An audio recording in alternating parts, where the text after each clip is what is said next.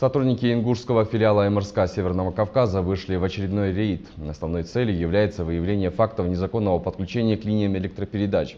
Стоит отметить, что только за один день электриками было выявлено свыше 5 нарушений. А что грозит недобросовестным потребителям, знает Мадина Хадзеева.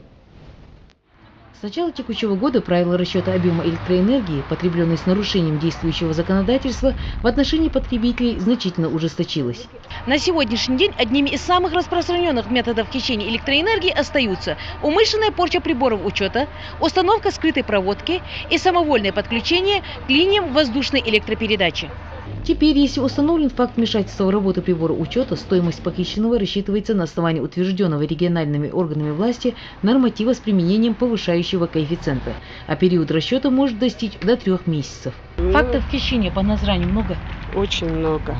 Очень много. Даже вот этот переулок, вы же видите, какой маленький переулок, и тут в каждом доме вот хищение. Есть трехфазные провода еще, которые вот подключаются люди только так. Это тоже левые воды, как бы к счетчику они их не подключают никак.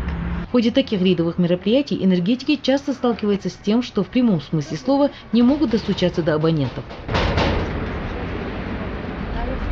Но у тех, которые все же пошли на контакт, есть свое объяснение по фактам нарушения. Вы знали, что у вас есть незаконное подключение? Я не знала. 2013 году мы зашли сюда. А вот если вы знали бы, вы устранили бы? Конечно, устранили бы. Она деверь это купила, это жилище. Я не знаю.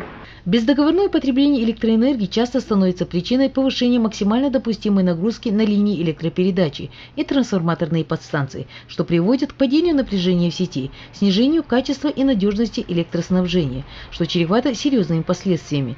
Хищение электроэнергии провоцирует неисправность электрооборудования, увеличивает вероятность выхода из строя бытовых приборов, может привести к возгоранию, травмированию и даже гибели людей. У нас и не горит на это столбу.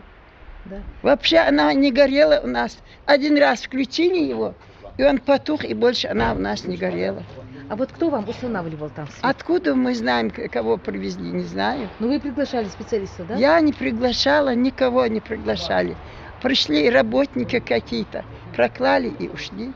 В отношении тех, кто нарушает условия потребления, предусмотрены меры наказания. Ну а если дело все же дойдет до суда, то помимо расходов за электроэнергию, абонентам придется возмещать еще и судебные издержки. Мадина Хадзеева, Наиб Чечоев, Ахмед Исмурзиев, Вести Ингушетия.